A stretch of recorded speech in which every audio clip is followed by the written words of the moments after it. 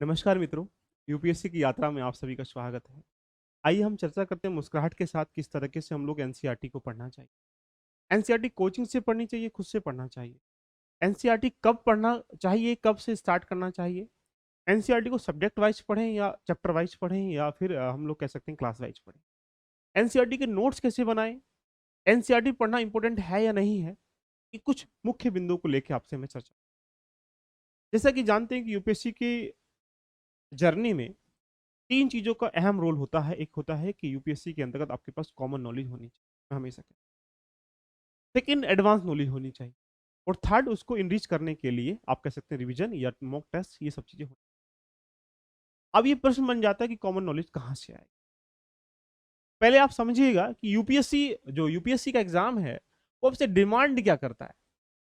वो आपसे विश्लेषण क्षमता का, या कह सकते हैं एनालिटिकल पावर का पूछने का प्रयास करता है। अब उसके लिए आपके अंदर क्या होना चाहिए कि आप प्रमाणिक स्रोत के साथ, उसे डाटा के साथ चीजें उपलब्ध करा सके। आपकी जो भाषा शैली है वो जबरदस्त हो सके। साथ में जो उस भाषा शैली का प्रयोग है वो व्यवहारिक अंदाज में चीजें लिंक करके बता सके। या एक प्रकार से हम कह सकते हैं कि जो विषय वस्तु है वो सार गर्भित होनी चाहिए। अब ये चीजें मिलेंगी कहाँ। कोई बोलेगा कि किताब से परचेज कर लो, कोई बोलेगा किसी की टीचर से परचेज कर लीजिएगा, कोई बोलेगा यहाँ से, अगर हम लोग बोला जाए कि किसी के नोट्स या किसी टीचर से कुछ भी कर लीजिए।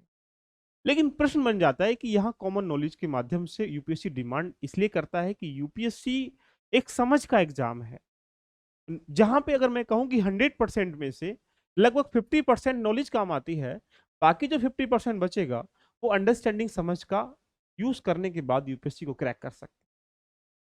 किसी विद्यार्थी के अंतर्गत अगर ये अंडरस्टैंडिंग है, भाषा शैली जबरदस्त है, बेसिक कॉमन नॉलेज है, डेमोक्रेसी क्या होती है, जीडीपी क्या होती है, अर्थक्वेक क्या होता है, स्पेस टेक्नोलॉजी क्या होती है, इस तरीके से आपको पता है, तो यूपीएससी में एनसीईआरटी पढ़ने का आपका कोई उचित।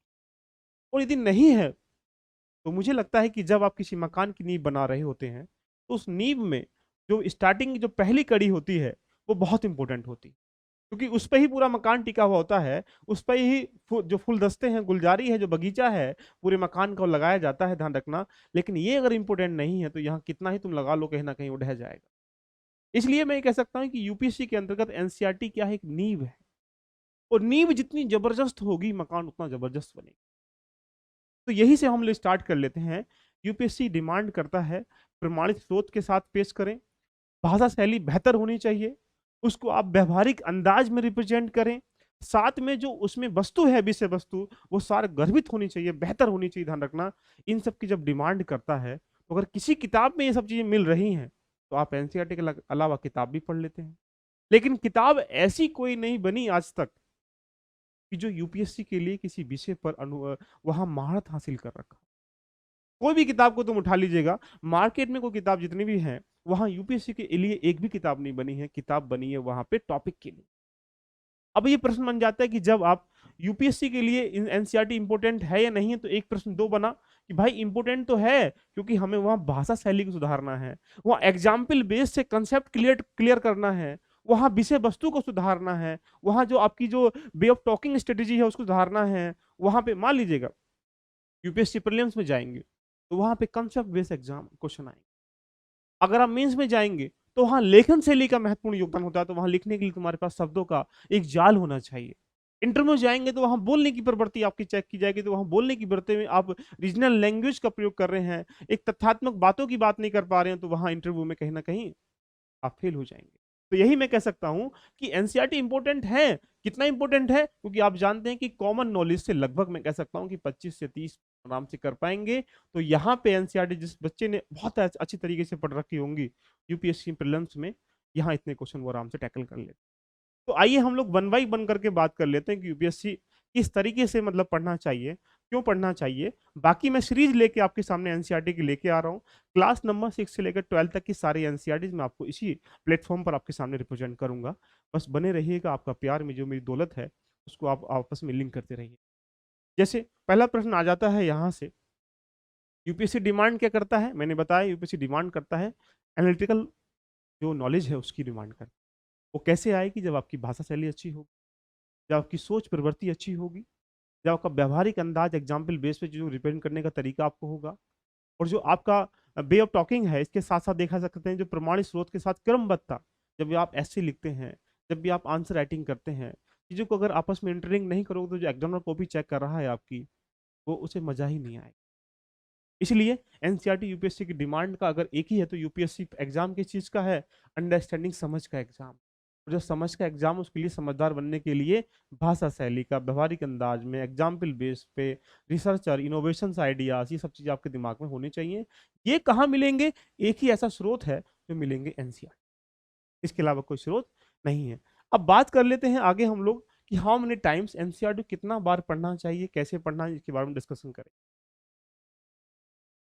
अगर मैं आपसे बोलूं कि आप एक साइकिल चला रहे हैं, साइकिल को सीखने के लिए कितनी बार ट्राई करना चाहिए, तो आप बोलेंगे सर जब तक ना आ जाए।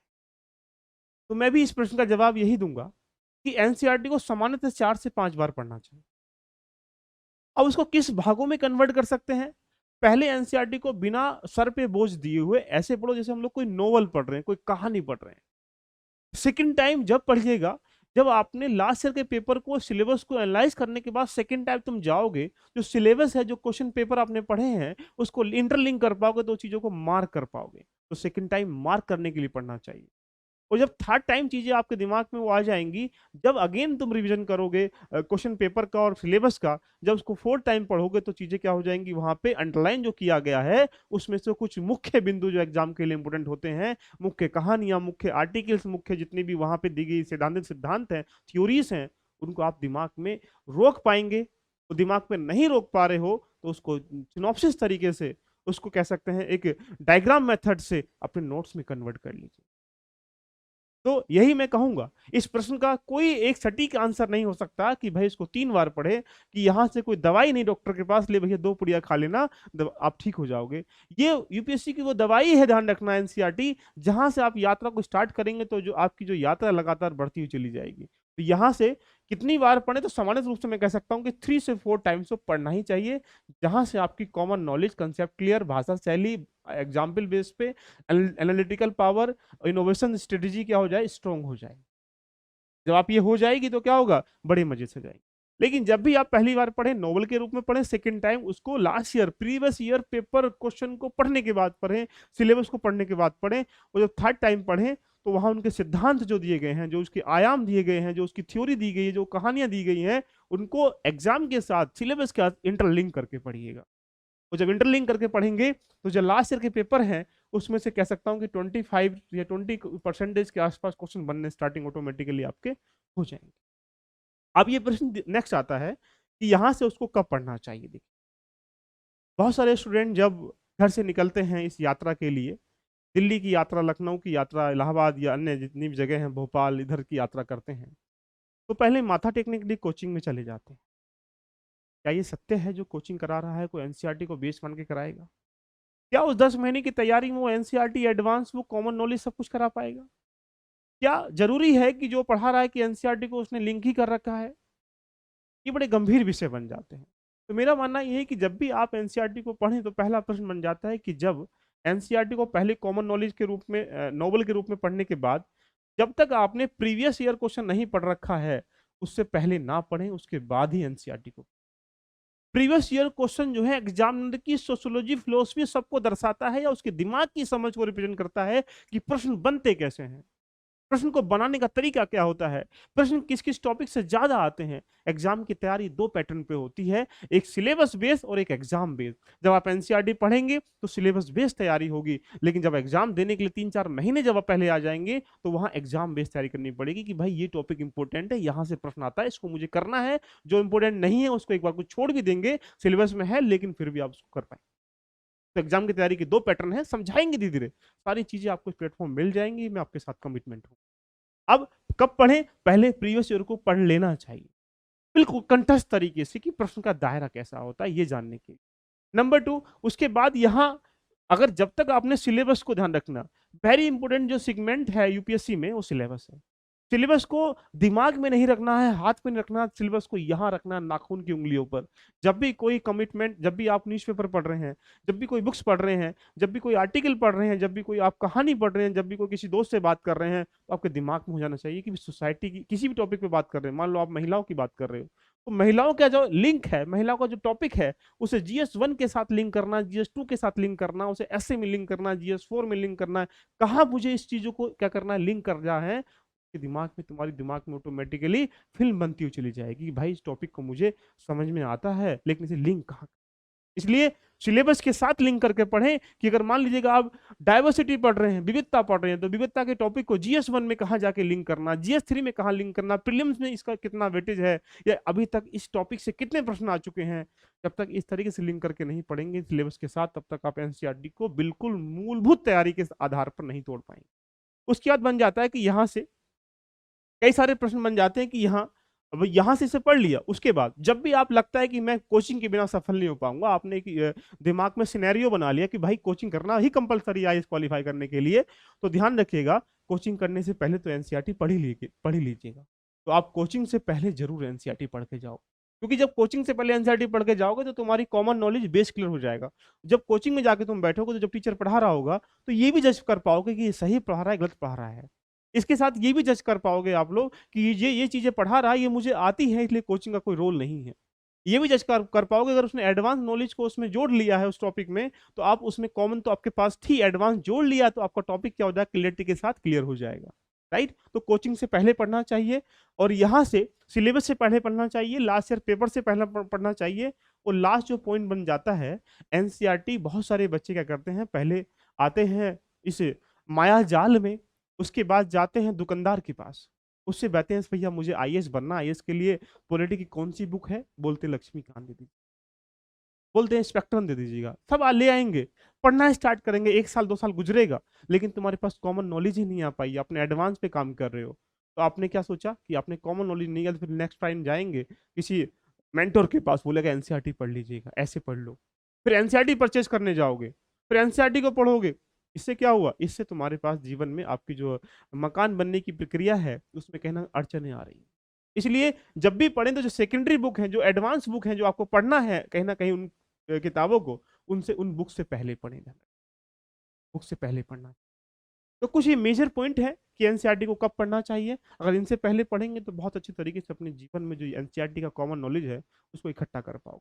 अगला प्रश्न बन जाता है यहाँ से, कोचिंग से पढ़ें या खुद से पढ़ें।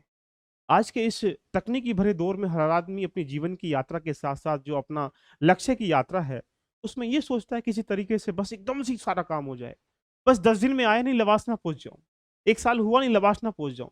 1.5 साल का प्रोसीजर तो UPSC का अपना फॉर्म भरने से लेते सिलेक्शन तक का है, ध्यान रखिएगा, और 1.5 साल तो आपको लगेगा ही लगेगा। उसके बाद जब आप UPSC की तैयारी करेंगे तो 1.5 साल पहले वाला काउंट कर लो फॉर्म भरने से, तो 3 साल, 2 से 3 साल की प्रक्रिया है जहां UPSC के अंतर्गत आपको अपना जो समय है वो देना ही पड़ेगा। अब वो डिपेंड करता है कि तुम अपने काम के साथ समय दे दो या बिल्कुल UPSC के साथ बिल्कुल डेडिकेट होकर समय दे दो, डिपेंड है। ये 2 से 2.5 साल मिनिमम टाइम है, ये लगेगा, मैक्सिमम टाइम की कोई सीमा नहीं है, लोग 50 साल तक भी लगे रहते हैं रिसर्च करने। अब बात बनती है कि कोचिंग से पढ़ें कैसे पढ़ें। इस कहानी को मुझे नहीं पता कि कोचिंग से पढ़ना चाहिए नहीं पढ़ना चाहिए, ये आपका विषय है। आपके अंदर इनोवेशन पावर है, कुछ एनालिटिकल पावर है आपके अंदर, समझने की शक्ति है, कैसे कैसे चीजें बनती हैं उनको इंटरलिंक करने की पावर है, आप समझ पाते हैं कि इसको कैसे आपस में लिंक करना है, तो कोचिंग से नहीं पढ़ना चाहिए। लेकिन इसके लिए थोड़ी सी स्टोरी समझिएगा। एक A नाम का व्यक्ति है, एक B नाम का व्यक्ति। ये B नाम का जो व्यक्ति है, ध्यान रखना, एक फिल्म देखने जाता है, कोई भी फिल्म का नाम है, राजा बाबू, जो आपका मन करे ले लीजिएगा। और ये फिल्म देखने गया, इसने पूरी स्टोरी को, पूरी फिल्म को देखा, बड़े मोहब्बत से देखा, भाई इसमें कौन कौन सी स्टोरी थी, क्या इसमें कहानी थी, क्या कॉमेडी थी, क्या कौन सा गाना था। और इसने A व्यक्ति ने आने के बाद, सॉरी B व्यक्ति ने आने के बाद A व्यक्ति को बता दिया, भैया मैं आज एक फिल्म देख के आया हूँ, उस फिल्म में भैया ये हीरो था, ये विलन था, ये स्टोरी थी, ये लड़की थी, ये इसके प्यार में इस तरीके से पागल वागल हुई, ध्यान रखना, ये लड़का पागल हुआ, और बाद में फिर शमशान घाट में जाकर दोनों को जला दिया गया, एक एक स्टोरी बना दी गई, स्क्रिप्ट लिख दी गई। इसने इसको बता दिया, B ने आके A को बता। अब सोचिएगा मजे की बात देख, आफ्टर 1 साल बाद, 2 साल बाद, कुछ महीने बाद, जब इसी फिल्म से कम 10 क्वेश्चन में यहां दूं, 10 ही क्वेश्चन ए को दूं और 10 क्वेश्चन में बी को दूं, आप सत्यता के साथ ये बताइएगा कि जो 10 क्वेश्चन मैंने ए को दिए इसी फिल्म से, वो 10 ही क्वेश्चन जो मैंने इसको दिए हैं बी को, सबसे अधिक पावर जो होगी प्रश्न को करने की किसके पास होगी?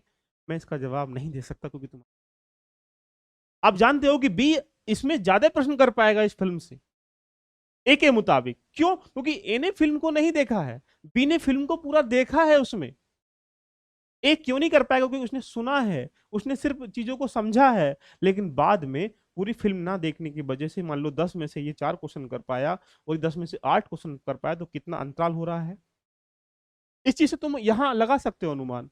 तो ऐसे तो ही ध्यान रखिएगा, जब तक तुम अपने जीवन की अपनी यात्रा की स्वयं फिल्म नहीं बना पाओगे, और जो कोचिंगों में जाके ध्यान रखना, बड़े बड़े महारत हासिल करके माँ बाप के सपने को पूरा करने के लिए माँ बाप को ही झोंक दिया कि ले बेटा 2.5 लाख रुपए जमा कर, 3 लाख रुपए जमा कर, यहाँ से तैयारी करते हैं आईएएस की। तो एनसीईआरटी से जो टीचर पढ़ाएगा क्या करेगा? जो टीचर को लगा कि ये बेस्ट है, उसे निकाल के उसने दे दिया तुम्हें आधे 1 घंटे क्लास में, 2 घंटे क्लास में। लेकिन जब तुम खुद एनसीईआरटी को पढ़ोगे, ध्यान रखना, तो उसमें से वो भी समझ पाओगे जो उसने नहीं पढ़ाया है। कभी वो तुमसे कहानी नहीं पढ़ाएगा, कभी वो वहां कंसेप्ट क्लियर नहीं करेगा, तुमसे क्या करेगा, भैया डाइवर्सिटी ये होता है, इसको लिंक कर लो एडवांस डाइवर्सिटी के टॉपिक। इसलिए कोशिश ये करनी चाहिए कि एनसीईआरटी को हमेशा कोचिंग से ना पढ़ के स्वतः पढ़ना चाहिए, जिससे ये आपकी जो यात्रा की स्टार्टिंग जो नींव है, ध्यान रखना, वो हमेशा बेहतर बननी चाहिए। आपने देखा होगा जब हम किसी मकान की नींव रखते हैं, तो पहली वाली जो जर्नी होती है, पहली जो जिसको लेयर कहते हैं, ध्यान रखना, उसका कोई डायरेक्शन नहीं होती है। जितनी चौड़ी खुदी है, उसमें इस तरीके से हम लोग कंकड़ जो भी डालना होता है डाल देते हैं, उसके बाद फिर हम लोग फीता खींचते हैं। इसका मतलब क्या रहा कि स्टार्टिंग की जो नींव है, उसमें सब कुछ समाहित होना चाहिए। उसमें लाइन नहीं खींच दो कि इसको कोचिंग से पढ़ना है, इसमें फैक्ट पढ़ना है, इसमें कंसेप्ट पढ़ना है। भाई उसमें फैक्ट, कंसेप्ट, एप्लीकेशन सब पार्ट पढ़ना है। क्लियर यहां तक? अब जिनको लगता है कि भैया मेरे बस की नहीं है, मुझे तो जाके कोचिंग में ही 2 घंटे बैठ के मस्ती करनी है और वहां पढ़ना है, तो कोचिंग से भी कर लो। ऐसा नहीं कि कोचिंग के बिना बिना नहीं कर सकते, कोचिंग से ही कर पाएंगे या कोचिंग के बिना कर पाएंगे। दोनों ऑप्शन क्या है, आपस में इंटरलिंक है, डिपेंड करता है अपने ऊपर। तो इसलिए यदि लगता है तो कोशिश करिए खुद से करने का।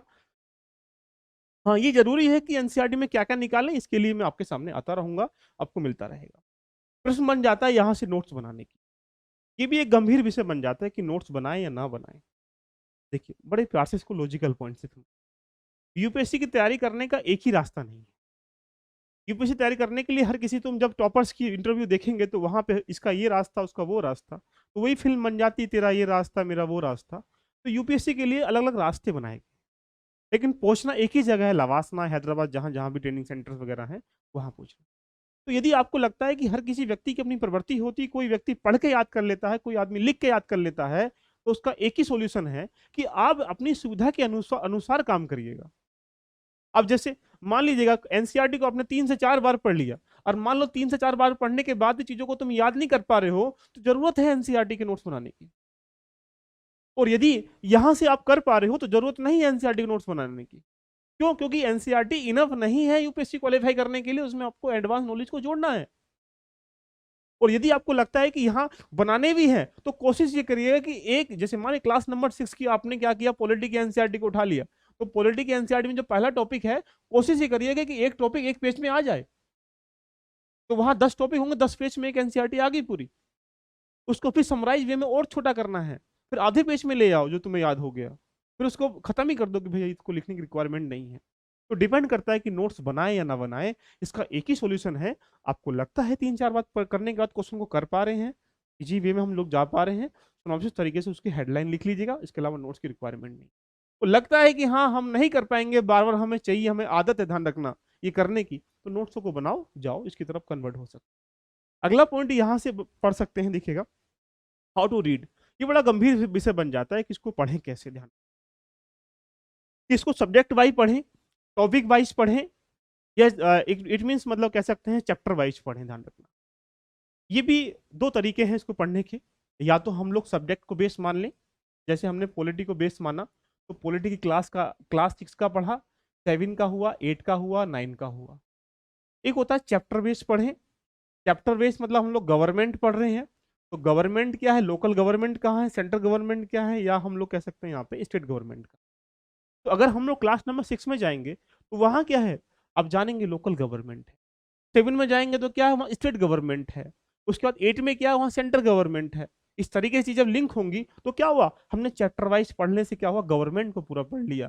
दो तरीके हैं कि पहले एक दो बार सब्जेक्ट वाइज पढ़ लीजिएगा, और जब सब्जेक्ट वाइज क्लियर हो जाएगी क्लियरिटी के साथ, तो वहां पे क्या कर लेते हैं, चैप्टर वाइज को कन्वर्ट कर लो। जैसे जुडिशरी पढ़ रहे हो आप, तो सुप्रीम कोर्ट, हाई कोर्ट और क्या है यहाँ पे सबॉर्डिनेट कोर्ट जो है, उनको लिंक कर लीजिएगा। आप अगर वहां पे जो प्रशासनिक ढांचा पढ़ रहे हो, तो वहां पे क्या है, अटॉर्नी जनरल बैठा हुआ, वहाँ एडवोकेट बैठा हुआ, उसको लिंक कर लीजिएगा। वहाँ एनएचआरसी बैठा हुआ, एसएचआरसी बैठा हुआ है, उसको लिंक कर लीजिएगा। तो जब ऐसे करके हम लोग पढ़ेंगे तो आपस में चीजें क्या हो जाएंगी, इंटरलिंक हो जाएंगी। तो यहाँ पहले सब्जेक्ट वाइज पढ़ लीजिएगा और उसके बाद चैप्टर वाइज पढ़ लीजिएगा, ये इंपोर्टेंट ढांचा आता है। लेकिन बहुत सारे बच्चे सोचते हैं कि क्लास नंबर 6 की एनसीईआरटी पहले खत्म करते हैं लोग, क्लास की 6 की ज्योग्राफी की पढ़ ली, हिस्ट्री की पढ़ ली, इकोनॉमी पढ़ ली, फिर क्लास 7 पे आ गए, फिर हिस्ट्री ज्योग्राफी इकोनॉमी पढ़ ली। यार ऐसे थोड़ी होती है पढ़ाई, तुम सीक्वेंस वाइज चीजों को नहीं लगा पा रहे हो। आपका कमरा है, वो कमरे में पेंसिल यहाँ पड़ी हुई है, किताबें यहाँ पड़ी हुई, कपड़े यहाँ पड़े हुए हैं, कुछ खाने का सामान यहाँ पड़ा हुआ है। जब आप बाहर से कमरे में आओगे तो अब तुमको पेंसिल चाहिए, ढूंढोगे ना, हटाओ सबको, हटाओ भगाओ। जब तक उसको आप लेयर्स में, जिसको एक बेहतर तरीके से प्रबंधन नहीं करेंगे, ध्यान रखना, तब तक चीजों को आप देख भी नहीं पाएंगे। जैसे यहाँ क्या चीज कहाँ पड़ी हुई है, ऐसे ही एनसीईआरटी को प्रबंधन के अनुकूल या कैसे कैसे पढ़ाना लगाना है, उनको सजाना है, उसकी जो पूरी फिल्म बनानी है, उसके अनुकूल पढ़ेंगे तो मजा आ जाएगा। तो मैं हमेशा यही कहता हूँ, जो मुसलमान है कुरान समझकर, जो हिंदू है वो गीता या जो रामायण समझकर, ये बाकी जो लोग यहाँ से हैं ईसाई बाइबल समझकर, सिख गुरु ग्रंथ समझकर, एनसीईआरटी को मेरा मानना है पढ़ना चाहिए।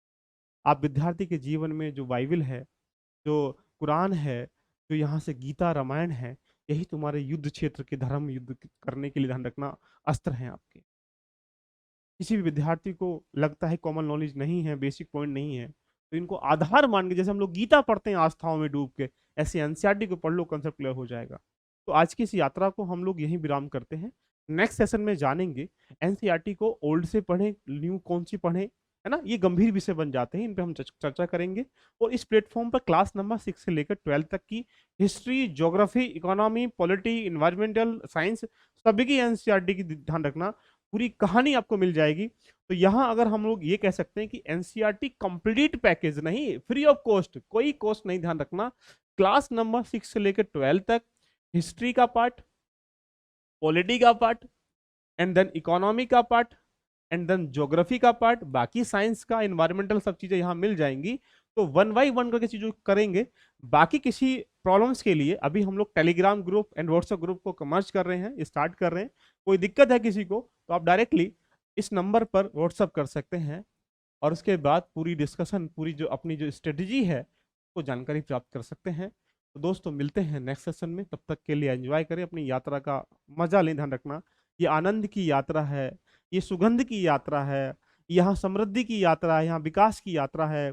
वो दिन याद करो जब लवासना पहुंचने से पहले, रिजल्ट जब आएगा आपका आईएएस क्वालिफाई करने का, तो आपके आसपास का माहौल कैसा हो, आपके मम्मी पापा परिवार के आंखों में आंसू कैसे होंगे, आपके लोग जो आज चिढ़ते हैं उनकी आंखों, उनके हाथों में तालियां कैसी बजेंगी।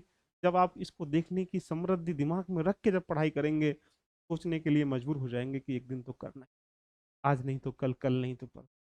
और एक ही ऑप्शन, जब तुमसे कोई बोले तुमसे नहीं हो पाएगा, तो बोल दो I am sorry. All the best, love you all.